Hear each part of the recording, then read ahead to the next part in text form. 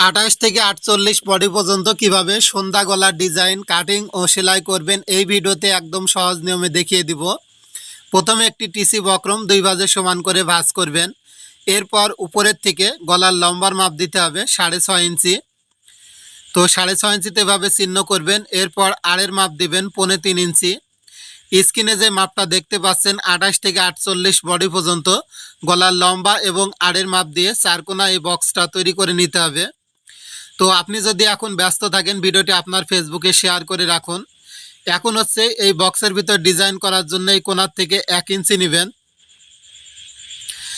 1 ইঞ্চিতে চিহ্ন করার পর আবারও এখান থেকে নেবেন হচ্ছে 1.5 ইঞ্চি।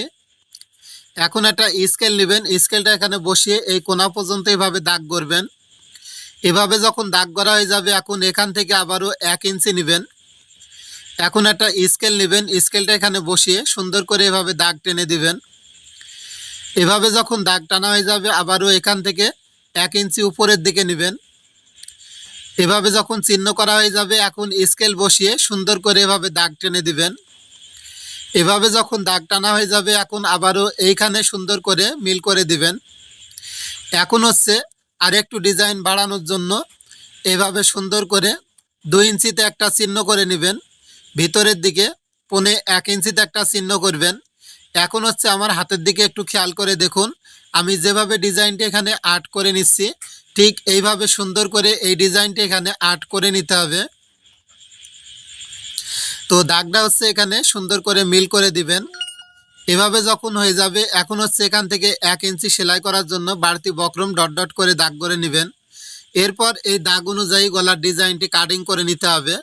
তো ভিউয়ার্স অবশ্যই এই ভিডিওতে এখনই একটা লাইক করবেন, কারণ আপনারা যত লাইক করবেন এরকম সুন্দর সুন্দর গলার ডিজাইন আপনাদের আমি তৈরি করে দেখাবো।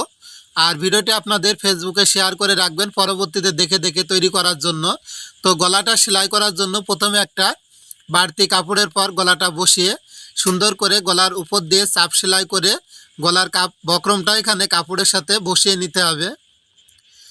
এভাবে সুন্দর করে যখন বসানো হয়ে যাবে সাইডের যে কাপড়গুলো থাকবে এভাবে 2 সুত পরিমাণ রেখে বাকি কাপড়গুলো কেটে দিবেন। এখন হচ্ছে এই মাথার যে কাপড়টা আছে এখানে মুড়িয়ে আস্তে আস্তে সুন্দর করে সেলাই করে দিবেন। এরপর হচ্ছে এই মাথার কাপড়গুলো কেটে দেওয়ার পর গলাটা ভাঁজ করে মাঝখানে একটা চিহ্ন করবেন। জামার যে চিহ্ন আছে এই চিহ্নর সাথে মিল রেখে ঠিক মাঝখান দিয়ে একটা সেলাই করে প্রথমে কাপড়টা আটকিয়ে নেবেন। এরপর হচ্ছে বক্রমের পাশ দিয়ে আস্তে আস্তে সুন্দর করে সেলাই করে নিতে হবে। তো এই সেলাইটা করার সময় অবশ্যই খেয়াল রাখবেন যেন বক্রমের উপরে সেলাই না পড়ে।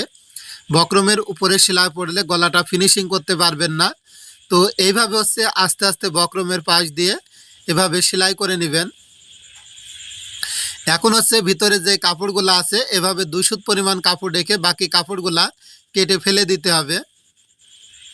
এরপর কিছু কিছু জায়গায় ভাবে কাঁচির আগা দিয়ে কেটে দিবেন। এভাবে যখন কাটা হয়ে যাবে গলার ডিজাইনটি এখন সোজা করে নিতে হবে। তো এইভাবে হচ্ছে গলার ডিজাইনটি সোজা করার পর হাত দিয়ে সুন্দর করে ভাঁজ করে দিবেন। আর যে কোনাগুলা থাকবে কাঁচির আগা দিয়ে সুন্দর করে কোনাগুলা বের করে নেবেন। তো দেখুন আমার কোনাগুলো এখানে বের করা হয়ে গেছে এবং এই মাথার উপর দিয়ে একটা চাপ সেলাই করে দিবেন, গলার ডিজাইনটি কমপ্লিট হয়ে যাবে। তো ভিউয়ার্স অবশ্যই এই ভিডিওতে একটা লাইক করবেন আর ভিডিওটি আপনার ফেসবুকে শেয়ার করে রাখুন। যখন জামা তৈরি করবেন এই গলার ডিজাইনটি দেখে দেখে সুন্দর করে তৈরি করে নেবেন।